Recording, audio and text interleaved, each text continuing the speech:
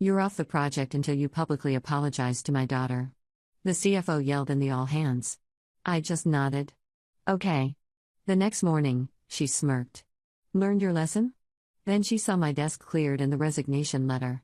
The company lawyer burst in, pale, shouting, "Ma'am, tell me you didn't." The conference room fell silent. 200 faces stared at me through the video call grid, their expressions ranging from shock to barely concealed schadenfreude. Margaret Chen, our CFO and the woman currently turning crimson at the head of the real conference table, pointed at me with a trembling finger. You will apologize to Olivia. In front of everyone. Right now. I looked at Olivia, Margaret's daughter, who sat 3 seats down with tears streaming down her face. The tears were real enough, I'd give her that. She'd always been good at crying on command, ever since she joined the marketing team 6 months ago fresh out of college. What wasn't real was the victim act she'd perfected over the past 3 weeks. I won't be doing that, I said calmly. Margaret's face went from red to purple. Then you're off the Bright Line project. Effective immediately. And you'll stay off it until you come to your senses. The Bright Line project. 18 months of my life. The biggest account our advertising firm had ever landed, worth $40 million over 3 years. I brought them in, pitched the campaign, built the strategy from nothing. My baby.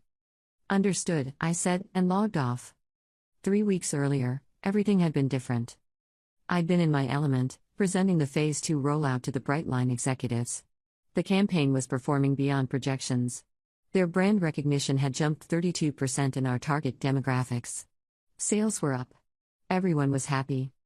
Olivia had joined the project 2 months prior.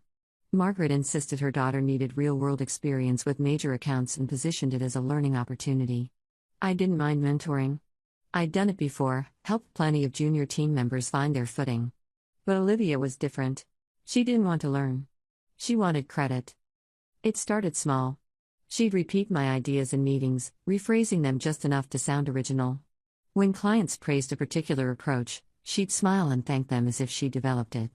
I let it slide initially. Pick your battles, right?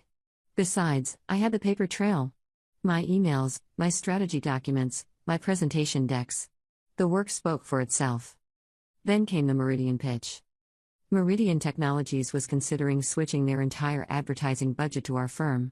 We're talking a potential $60 million account over 5 years. They wanted a comprehensive pitch in 3 weeks. I spent 16-hour days crafting something extraordinary, pulling together research, consumer psychology data, market analysis, and creative concepts that would make them forget every other agency existed. I shared my progress with the team in our weekly updates. Standard procedure. Everyone needed visibility into major projects. 2 days before the pitch, Olivia called in sick. 1 day before the pitch, I walked into the office to find Margaret, our CEO David Walsh, and 3 senior partners in the main conference room. With Olivia. She was presenting my pitch. Word for word. Slide for slide. Even the jokes I planned to tell were coming out of her mouth.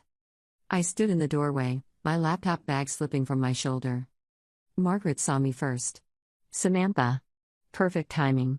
Olivia was just walking us through her Meridian pitch. It's exceptional work. Her pitch? My voice came out strangled. Olivia's eyes met mine. Something flickered there, gone too fast to name. I've been developing this for weeks. I wanted to surprise everyone. That's my work. I stepped into the room. Every single slide. I've been sending updates to the team. I don't recall receiving anything, Olivia said softly. I've been working on this independently. Check your email. It's all there. The strategy memos, the research compilations, the creative briefs. Margaret's expression hardened. Olivia, is this true? I don't know what Samantha's talking about. Olivia's voice trembled. I've been working so hard on this. I can show you my drafts, my notes. She's lying. The words came out flat. Unprofessional. I didn't care. This is my pitch. Check the metadata on the files. Check the timestamps. David Walsh cleared his throat. Let's all take a breath. Samantha, why don't you forward us those emails you mentioned? We'll review everything and sort this out. I pulled out my phone with shaking hands, opened my email, searched for the Meridian project updates. Nothing. I searched again. Different keywords. Different date ranges. Gone. Every single email I'd sent about Meridian had vanished from my sent folder. Well? Margaret's tone had shifted from concern to cold. They were here. I sent them. To the team distribution list. I looked at Olivia. You deleted them. That's a serious accusation. David stood. Samantha, I think you need to take a walk. Cool down. We'll discuss this later. I wanted to scream. Instead, I left. Back at my desk, I tore through my computer. The local copies of my Meridian work were gone too. Not in my project folders. Not in recent files. I checked my backup drive. Wiped. Someone had been in my system. Someone with enough access to remove files and emails without leaving obvious traces. I sat back, hands trembling. Olivia didn't have those skills. But she'd been dating Ryan, one of our IT contractors, for the past month. I'd seen them having lunch together, heads bent over his laptop. The pieces fell into place with sickening clarity. I'd been set up. Carefully. Methodically. And I couldn't prove a thing. The meeting in David's office the next morning was brief. Margaret and 2 HR representatives sat in, their expressions grave. David explained that while they couldn't definitively prove who created the Meridian pitch, the optics were problematic. Olivia had presented first. She had files with her name on them. Her drafts and notes corroborated her story. I had nothing but my word. We're going to have Olivia deliver the Meridian pitch, David said. But you'll both be credited as team contributors. Fair compromise. Fair. The word tasted like ash. Olivia delivered the pitch. Meridian loved it. They signed a letter of intent the same day. At the celebration drinks that evening, Margaret pulled me aside. I know you're disappointed, but this is how collaboration works. Maybe next time you'll be more willing to share the spotlight. I smiled. Nodded. Went home and cried until my throat hurt. But I didn't quit. Not yet. Because something Margaret didn't know, something nobody except me and my contact at Brightline knew, was that they were about to expand their contract. Not just expand, they were planning to make us their exclusive advertising partner for a global rebrand. We're talking $200 million over 7 years. And they specifically wanted me leading it. The CEO of Brightline, Robert Hayes, had taken me to dinner 3 weeks ago. Just the two of us, nothing improper, everything professional. He told me his board was impressed with my work, my vision, my execution. When they decided to pull the trigger on the rebrand, he wanted me at the helm. I'll be frank, Samantha, he'd said over dessert. We've worked with a lot of agencies. A lot of creative directors. You're different. You see the whole picture. Strategy and art, data and emotion. That's rare. I thanked him, told him I was honored. He'd smiled. We'll make it official within the month. But I wanted you to hear it from me first. This is your project. No one else's. That was 3 weeks ago. Right before Olivia joined Brightline. Right before everything started falling apart. The morning after the all-hands meeting where Margaret pulled me from Brightline, I arrived at the office at 6. Early enough that only the security guard and the cleaning crew were around. I packed my personal items into a cardboard box. Framed photos of my nieces. A coffee mug from my college roommate. The small succulent that somehow survived my tendency to forget watering schedules. My laptop stayed. It was company property, and I'd wiped anything personal from it the night before. I drafted my resignation letter on my phone while sitting in my car in the parking garage. 2 paragraphs. Professional. Brief. Effective immediately. I printed it at a FedEx office, signed it, sealed it in an envelope. By 7, I was back in the building. I left the letter on David's desk, the box of my things in my car, and sat down at my workspace one final time. Olivia arrived at 8:30, a Starbucks cup in one hand, her phone in the other. She glanced over at me and smirked. That smirk, that was what I needed to see. Confirmation that this was exactly what she'd wanted. Learned your lesson? She asked, her voice saccharine sweet. I stood up. Gestured at my cleared desk. I learned a lot working here. Her eyes tracked across the empty surface. The missing photo frames. The absent coffee mug. The barren space where my laptop should have been. Her smirk faltered. What did you do? Her voice climbed an octave. I resigned. I picked up my bag. Effective immediately. You'll find my letter on David's desk. The color drained from her face. You can't do that. Already did. But the Brightline project, what about it? I tilted my head. You pulled me off. Remember? Yesterday. In front of 200 people. You're the lead. They'll ask for you. Then I guess you'll have to explain why I'm not available. I walked toward the elevator. Behind me, I heard Olivia fumbling with her phone, her voice rising in panic. Mom? Mom, we have a problem. The elevator doors closed on her distress. I was sitting in a cafe 3 blocks away, working through a croissant I didn't really want, when my phone started buzzing. David. Margaret. My direct supervisor, Melissa. Even our head of HR. I ignored them all. At 10:15, a number I didn't recognize called. I let it go to voicemail, then listened to the message. It was Robert Hayes.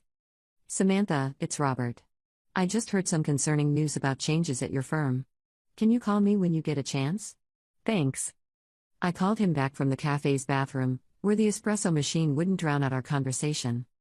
Robert, it's Samantha Cole. Returning your call. Samantha, thank goodness. What's going on? I just got off the phone with David Walsh. He's telling me you've resigned? That's correct. Effective this morning. A pause. Can I ask why? I'd prepared for this question. Spent half the night figuring out how to answer it without sounding bitter or unprofessional. There were some internal conflicts regarding project attribution and leadership structure. It became clear that staying wasn't in my best interest. I see. Another pause, longer this time.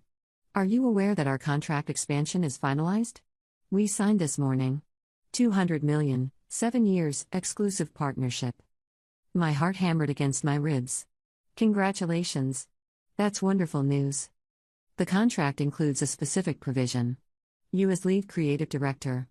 Non-negotiable. Our board insisted on it. I closed my eyes. Robert, I'm not with a firm anymore. I know. That's the problem. The contract stipulates that you specifically lead the rebrand. If you're not available, we have the right to terminate the entire agreement within 30 days. No penalties. $200 million. Gone. Because of me. I didn't know that was in the contract, I said honestly. David Walsh didn't either, apparently. He's currently trying to figure out how to fix this situation. But Samantha, I need to be clear with you. We want you. Not the firm, not whoever they assign to replace you. You. If you're not leading this project, we're walking. I understand. Good. So here's my question. What would it take to get you on this project? I walked back to my apartment in a daze. By the time I arrived, I had 17 missed calls and 43 emails. Most from people at the firm. A few from professional contacts who'd somehow already heard I'd left. News traveled fast in the advertising world. I made tea, sat on my couch, and read through the emails chronologically. David's were increasingly desperate. The first one was curt, asking me to come in for a meeting. By the fourth, he was pleading. We need to talk about the Brightline situation. Please call me urgently. Margaret's emails were different. Angry. Demanding. Your unprofessional behavior has put this firm in jeopardy. We need to discuss your obligations. Obligations. That was rich. My lawyer, Patricia Mendez, called at noon. Samantha, I've been reviewing your contract. Tell me everything that's happened. I did. The Meridian theft. Olivia's manipulations. The all-hands humiliation. My resignation. Patricia listened without interrupting, which was her way. When I finished, she was quiet for a moment. Do you have any documentation? The original files for Meridian? Email backups? No. They were deleted from my system. What about cloud storage? Personal email? I tried to keep work and personal separate. Everything was on company systems. That complicates things for a lawsuit, but it's not the pressing issue right now. The pressing issue is the Brightline contract. Did you sign any non-compete agreements? Standard ones. I can't work for a competing firm or solicit clients for 12 months. Did you solicit Brightline? No. They came to us. And Robert Hayes called me, not the other way around. Good. That's important. Now, your firm is going to argue you have an obligation to fulfill the Brightline contract. But here's what they're missing. You resigned. They accepted your resignation by not contesting it this morning. You're under no legal obligation to return. What if they argue I'm sabotaging them by refusing? On what grounds? You left because you were publicly humiliated and demoted. That's constructive dismissal, if anything. They'd have a hard time proving malice. Besides, you didn't tell Brightline to cancel their contract. You simply aren't available to fulfill a role you no longer hold. I felt something loosen in my chest. So I'm in the clear legally? Mostly. But Samantha, I need to ask. What do you want to happen here? Good question. What did I want? I wanted Olivia to face consequences for stealing my work. I wanted Margaret to realize her daughter wasn't the golden child she thought she was. I wanted David and the other partners to understand what they'd lost when they chose politics over talent. But more than that, I wanted to move forward. Not in anger, not in revenge, but in purpose. I want to keep working with Brightline, I said. If that's possible. Patricia made a thoughtful sound. That might violate your non-compete. What if I'm not working for a competing firm? What if I'm independent? Freelance? Or I start my own agency? Small, specialized. Brightline is the anchor client. The silence on the line stretched out. Then Patricia laughed, genuine and delighted. That's brilliant. Risky, but brilliant. Your non-compete prevents you from working for a competing firm or starting one that directly competes with their services. But if you're highly specialized, focusing on a specific niche they don't serve. Exactly. I'll need to review the contract language carefully. But Samantha, if you're serious about this, you need to move fast. Brightline's 30-day termination window starts today. We spent the next hour mapping out a strategy. Patricia would review my contract for loopholes. I'd develop a business plan. We'd both reach out to contacts, feel out the landscape, figure out if this crazy idea had legs. By the time we hung up, I felt something I hadn't felt in weeks. Hope. The email arrived at 4 that afternoon. From David Walsh's executive assistant, formal and cold. Ms. Cole, Mr. Walsh requests your presence at a meeting tomorrow at 9 a.m. to discuss your departure and outstanding obligations. Please confirm your attendance. I forwarded it to Patricia.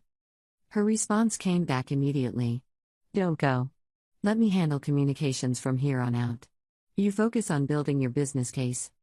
At 5, my phone rang again. Margaret Chen. I answered. Might as well hear what she had to say. Samantha, we need to talk.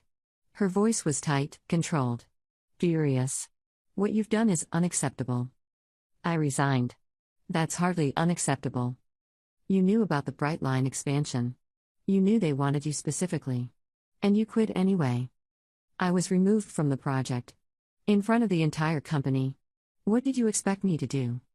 I expected you to act like a professional. To put the firm first. The firm. Right. Margaret, did you know that someone deleted all my files for the Meridian pitch? That someone went into my email and removed my project updates? Did you know your daughter presented work that wasn't hers? Silence. I have no proof, I continued. So I'm not making accusations. But I find it interesting that you're concerned about professionalism now, when it affects the firm's bottom line. Where was that concern when your daughter was taking credit for my work? You're making serious allegations. I'm stating facts. Facts I can't prove, which is convenient for everyone involved. But here's what I know for certain. I'm done being a doormat for mediocrity. I'm done watching people take credit for my work. And I'm especially done with nepotism disguised as mentorship. If you think you can just walk away, I already have. Goodbye, Margaret. I hung up. My hands were shaking, but it felt good. Cathartic. For the first time in weeks, I'd spoken my truth. Update 1. The next morning, I woke up to my phone exploding with messages. Melissa, my former supervisor, had texted at 6 a.m. Samantha, please call me. The firm is in crisis mode. 3 of my former colleagues had reached out separately, all saying variations of the same thing. The office was in chaos. Margaret had called an emergency partner meeting. Olivia had apparently locked herself in her mother's office, crying. And David Walsh had shown up at 7, ashen-faced, with the company's outside counsel, Gerald Preston. I made coffee and read through everything with a strange sense of detachment. This wasn't my circus anymore. These weren't my monkeys. At 8, Patricia called. The firm's lawyer reached out to me. They want to negotiate. Negotiate what? Your return. They're prepared to offer you a significant raise, a promotion to senior creative director, and a formal apology from Margaret Chen. I laughed. Actually laughed. Are they serious? Completely. The Brightline situation has them terrified. $200 million is a significant chunk of their projected revenue for the next 7 years. Losing it would be catastrophic. What did you tell them? Nothing yet. I wanted to hear from you first. What are you thinking? What was I thinking? 24 hours ago, I would have been tempted. The validation of a promotion, the satisfaction of Margaret having to apologize, the security of a substantial raise. But now? After sleeping on it? After really considering what going back would mean? I'm thinking I'd rather build something of my own. Patricia made an approving sound. I was hoping you'd say that. I reviewed your contract last night.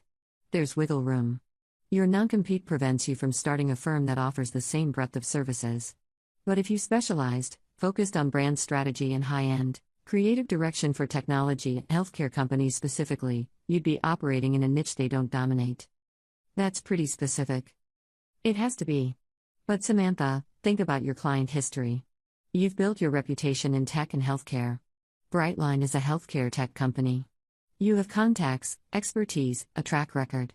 This could work. My mind raced ahead, seeing the possibilities. How fast can we set this up? If you're serious? A week to establish the LLC, get the basics in order. You'd be lean at first. Just you, maybe a contract designer and copywriter. But you could scale as clients came in. And Brightline? I've already reached out to Robert Hayes through back channels. He's intrigued. If you can present him with a viable plan by the end of the week, he's willing to consider contracting directly with your new firm instead of waiting for Walsh and Partners to sort out their internal drama. End of the week. 3 days. Let's do it. I spent those 3 days in a caffeine-fueled haze. Business plan. Financial projections. Vendor research. Portfolio curation. I reached out to Sarah Kim, a freelance designer I'd worked with on several projects, and Marcus Thornton, a copywriter who'd always delivered exceptional work. Both were interested in contract positions with potential for equity if the firm grew. I found office space, a small suite in a building downtown. Nothing fancy, but professional. Room for growth. I named the firm Cole & Associates. Simple. Clear. Mine. By Thursday evening, I had a presentation ready for Robert Hayes. 60 slides detailing my approach to the Brightline rebrand, my team structure, my process, my vision. Everything I would have done at Walsh and Partners, but better. More focused. More personal. Friday morning, I met Robert at his office. He listened to the entire pitch without interrupting, his expression unreadable. When I finished, he leaned back in his chair. This is ambitious. It is. You're essentially starting from scratch. No infrastructure, no support staff, no established vendor relationships. True. But I also don't have layers of bureaucracy, competing priorities, or internal politics. Every decision focuses on your brand, your goals, your success. What if something goes wrong? Walsh & Partners has resources, backup teams. You're a one-woman show. I'm contracting with experienced professionals. Sarah Kim has 15 years of design experience with major brands. Marcus Thornton's copy has won industry awards. I'm building a small, elite team. Quality over quantity. Robert studied me for a long moment. You know this will burn bridges with Walsh & Partners. I'm aware. They'll fight it. Margaret Chen was on the phone with our legal team yesterday, arguing that you're still under contract obligations. My lawyer disagrees. I fulfilled my contractual duties until I resigned. What happened after that was their choice. Fair point. He stood up, walked to his window overlooking the city. Samantha, I'm going to be honest with you. My board is nervous. Not about your capabilities, they know what you can do. But about stability. About whether a startup can handle a project this size. My heart sank. However, he continued, turning back to me, I convinced them that sometimes the best partnerships come from taking calculated risks. We're going to give you the contract? But with conditions. I straightened. What conditions? Phased milestones. You deliver on phase 1, we continue to phase 2. Each phase has defined deliverables and timelines. If you miss them, we have the option to terminate and return to Walsh & Partners or find another firm. That's fair. Also, you'll have a smaller initial retainer than what we'd negotiated with Walsh & Partners. Prove yourself, and the money scales up. Understood. And finally, I need this in writing signed by Monday morning. Can you do that? Yes. He smiled, extended his hand. Then welcome aboard, Ms. Cole. Let's build something extraordinary. I shook his hand, professional and firm, while inside I was screaming with joy. I'd done it. Walking back to my car, I called Patricia and shared the news. Congratulations, she said, and I could hear the smile in her voice. Now comes the hard part. What's harder than landing a $200 million client? Keeping them. She was right, of course. But for the first time in months, I felt ready for the challenge. My phone buzzed with an email notification. David Walsh. Subject line, final warning. I opened it. Ms. Cole, your actions constitute a deliberate interference with our business relationships and a violation of your contractual obligations. We are prepared to pursue legal action unless you immediately cease any communication with Brightline Technologies and return to fulfill your duties to this firm. You have until end of business Monday to respond. I forwarded it to Patricia without comment. Her response came back seconds later. Ignore it. Empty threats. They know they don't have a case. Monday morning arrived with surprising calm. I'd spent the weekend setting up my new office, arranging furniture, hanging my credentials on the wall. The space felt good. Mine. Sarah and Marcus came by at 9 to sign their contracts and tour the space. Sarah brought coffee and bagels, Marcus brought a small succulent as a desk-warming gift. To replace the one you left behind, he said with a grin. We spent the morning mapping out the Brightline Phase 1 timeline. Sarah had already started preliminary design concepts. Marcus had rough copy for the brand messaging framework. We were ahead of schedule. At noon, my phone rang. Unknown number. Hello? Samantha Cole? A woman's voice, unfamiliar. Speaking. This is Jennifer Ross, Corporate Counsel for Walsh & Partners. I'm calling to inform you that we filed for a temporary restraining order to prevent you from working with Brightline Technologies. You'll be receiving formal notice shortly. My stomach dropped. On what grounds? Breach of contract, tortious interference with business relationships, and theft of intellectual property. Theft of intellectual property. That was bold, considering Olivia had stolen from me. I see. Thank you for the notification. I hung up and immediately called Patricia. They're really doing this? I asked. Apparently. But Samantha, this is theater. They're trying to scare you into backing down. A TRO requires them to show immediate and irreparable harm. They can't prove that. You resigned. You didn't steal clients, you didn't steal files, you didn't violate your non-compete by specializing in a niche market. What do? We respond. I'll file our opposition. We'll have a hearing, probably within the week. Bring every piece of documentation you have. Every email, every contract, every record of your work on Brightline. Patricia, what if they win? They won't. Trust me. The hearing was scheduled for Thursday. 4 days to prepare, to gather evidence, to build our case. 4 days of barely sleeping, of reviewing every document Patricia requested, of reliving every moment that led to this point. Wednesday night, I got a text from an unknown number. This is Melissa. I know I shouldn't be contacting you, but I thought you should know. They're falling apart here. The Meridian contract fell through, Olivia had no idea how to execute beyond the pitch. 3 other clients have asked about switching agencies after hearing you left. Margaret is on the warpath, but David is starting to realize they made a mistake. Just thought you'd want to know. Good luck tomorrow. I stared at the message for a long time before responding. Thank you. I appreciate you reaching out. Thursday morning, I dressed in my best suit. Navy, professional, confident. Patricia met me at the courthouse at 8. Ready? She asked. As I'll ever be. The hearing room was smaller than I expected. Judge Marianne Foster presided, a woman in her 60s with sharp eyes and no-nonsense demeanor. Walsh & Partners was represented by Gerald Preston and 2 associates. I recognized them from the office. Gerald presented their case first.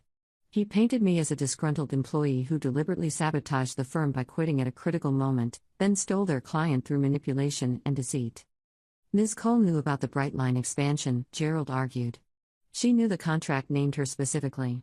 And she used that knowledge as leverage to start a competing firm and poach our client. This is textbook tortious interference. Judge Foster listened without expression, taking notes. Patricia stood for our response. Your Honor, the facts are much simpler than opposing counsel suggests. Ms. Cole was publicly humiliated and demoted from a major project. She resigned as a result, which is her right. She did not solicit Brightline Technologies.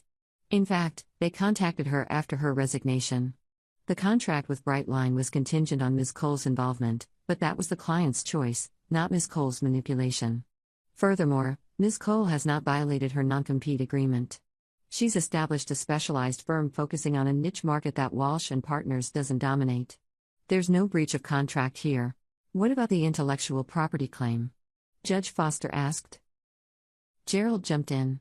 Ms. Cole had access to proprietary strategies, client information, and confidential processes.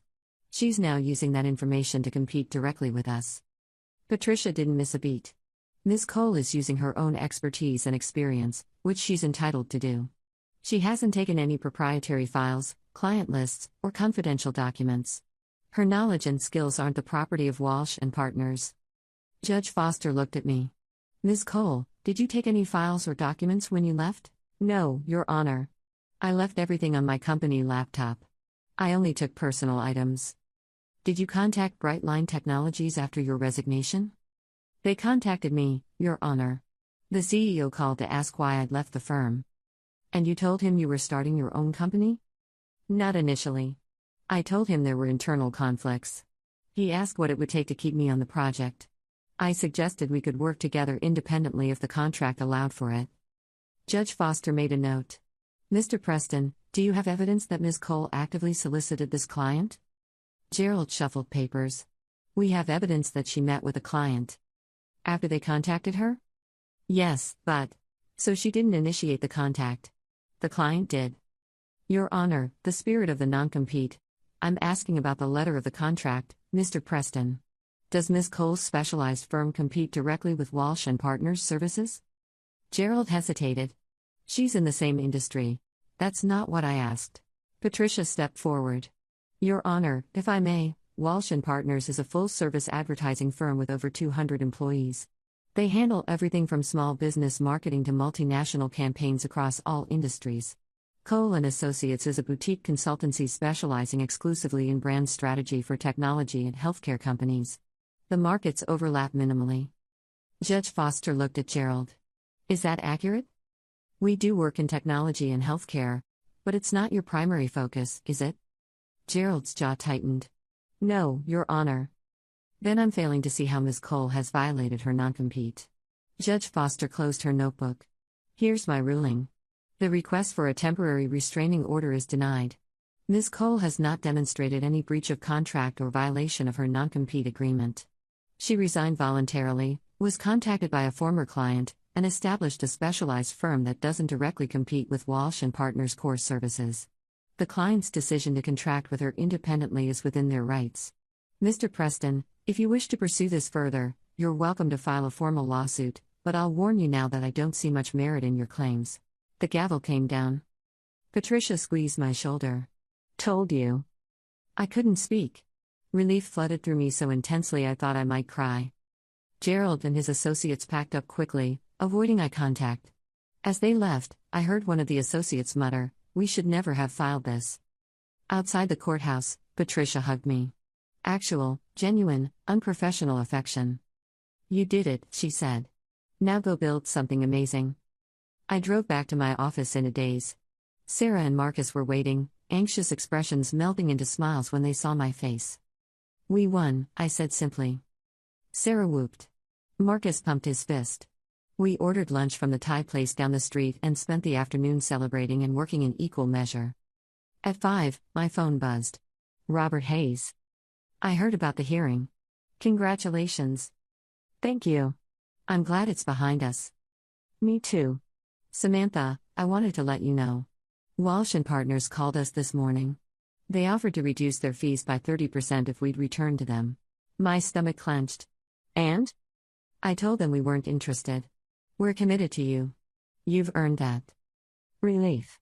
Again. Would I ever stop feeling like I was on the edge of a cliff? I appreciate that more than you know.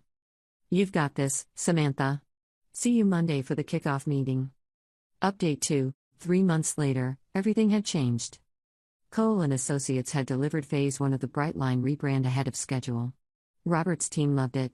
His board loved it. Their stock price jumped 8% after the announcement.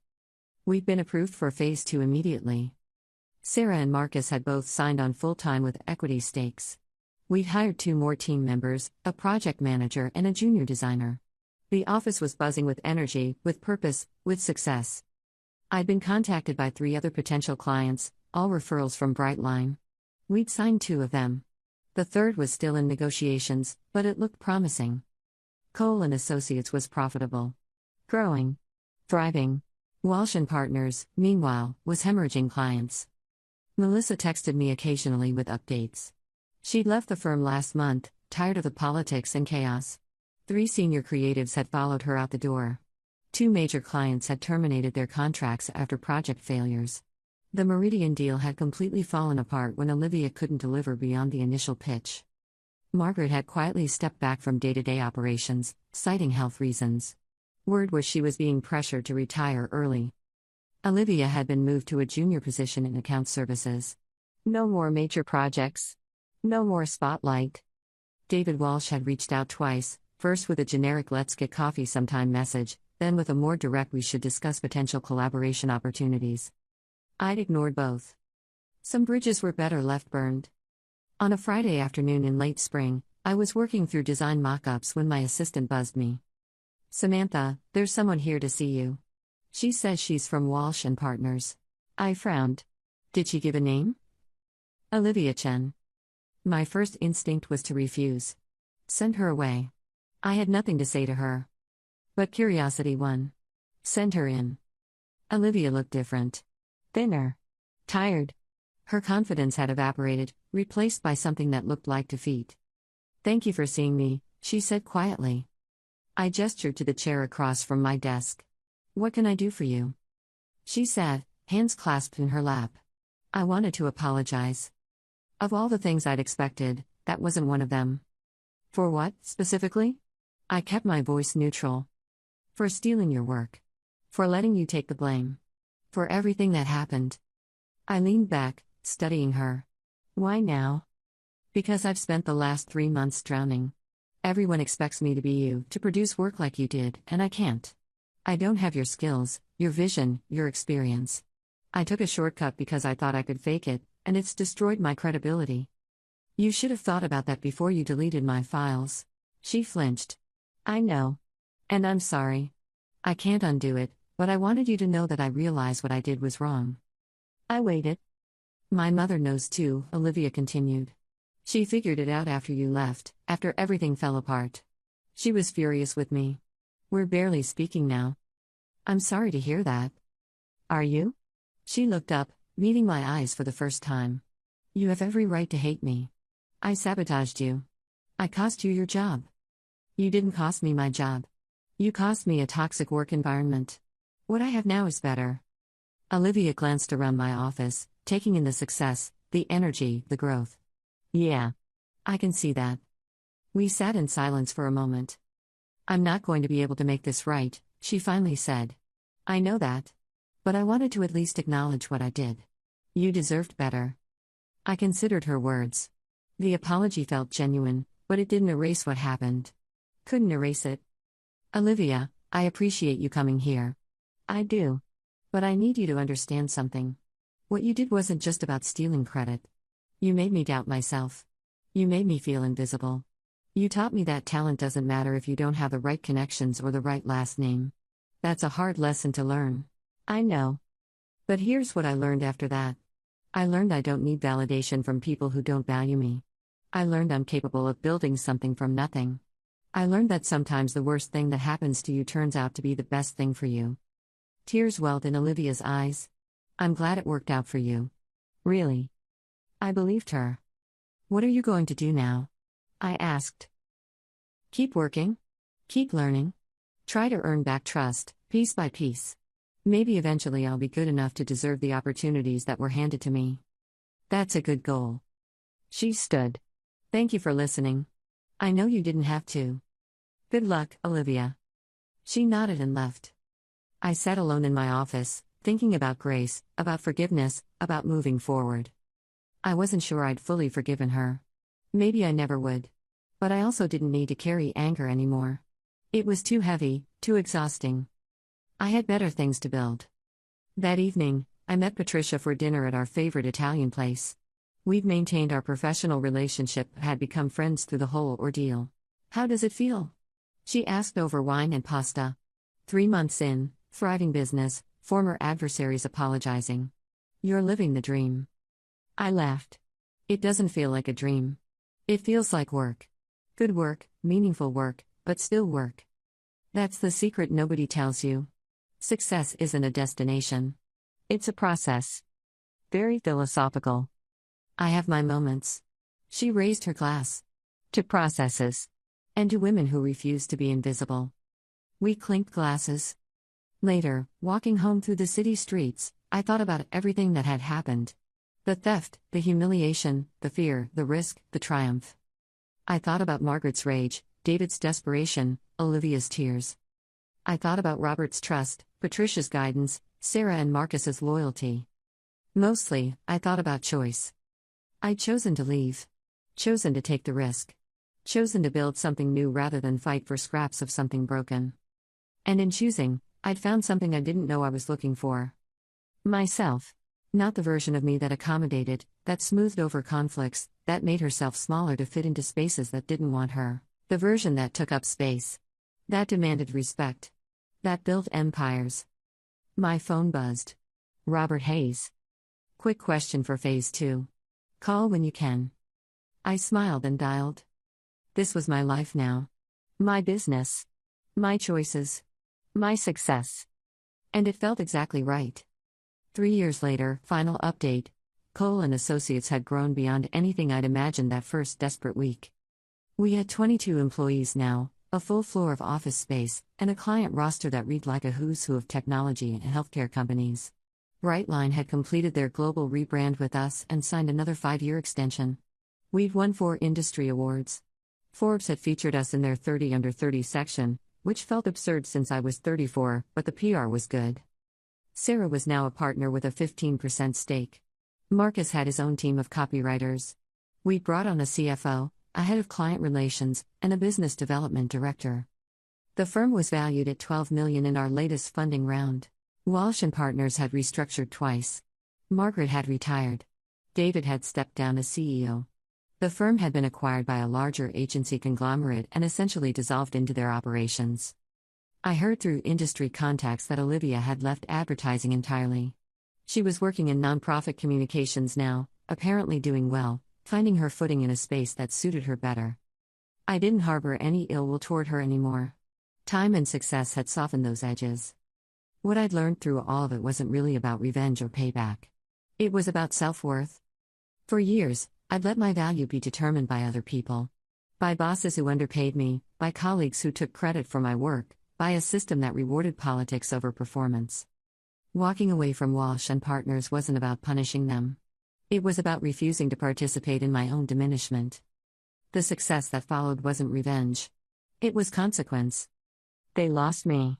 They lost my vision, my work ethic, my relationships with clients. Not because I sabotaged them, but because they failed to value what they had until it was gone. That's the thing about talented people in toxic environments. Eventually, they leave. And when they do, the truth reveals itself. Some companies are built on genuine collaboration, on lifting up their best people, on creating space for excellence. Others are built on exploitation, on taking credit, on nepotism and politics. The difference becomes obvious when the talent walks out the door. I still think about that all-hands meeting sometimes. Margaret's face, red with fury. Her demand for a public apology. The smirk on Olivia's face the next morning. And my clear desk. My resignation letter. The moment everything changed. If I could go back, I wouldn't change a thing. Because sometimes the best revenge isn't revenge at all. It's building something so successful, so undeniable, that your absence becomes the statement you never had to make. A final thought. Looking back, I realized the greatest gift my worst professional moment gave me was this, the knowledge that I was enough. Not because a company validated me, not because I won awards or built a successful business, but because I chose myself when no one else would. We spend so much of our lives seeking external validation. Waiting for someone to notice our work, to appreciate our contributions, to see our value. But the truth is, the most important recognition comes from within. When you know your worth, when you refuse to compromise your integrity, when you walk away from situations that diminish you, that's when real growth begins. To anyone reading this who's in a toxic work environment, who's being overlooked or undervalued, who's watching someone else take credit for their work, I see you. I've been you. And I want you to know that you have more power than you think. You can choose differently. You can build differently. You can demand better, not through anger or bitterness, but through the quiet confidence of knowing you deserve more. And when you make that choice, when you step into your own worth, something remarkable happens. The world adjusts. Not always immediately, not always easily, but inevitably. Because the truth is, talent and integrity have a way of shining through, even in the darkest professional moments. Especially then. So be brave. Be bold. Be willing to walk away from what diminishes you and toward what celebrates you. Your best work isn't waiting in someone else's approval. It's waiting in your own courage to claim it.